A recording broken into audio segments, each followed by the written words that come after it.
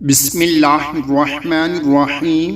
صبح صبح 100 مرتبہ پڑھیں، قبر کی وحشت سے نجات ملے گی۔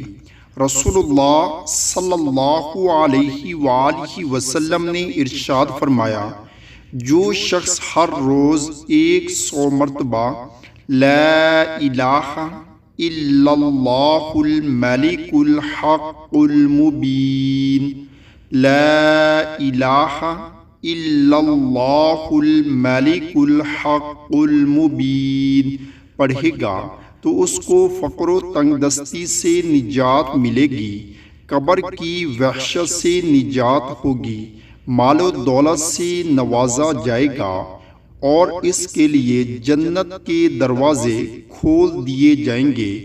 اللہ تعالی ہم سب کو بھی اس پر عمل کرنے کی توفیق عطا فرمائے، آمین۔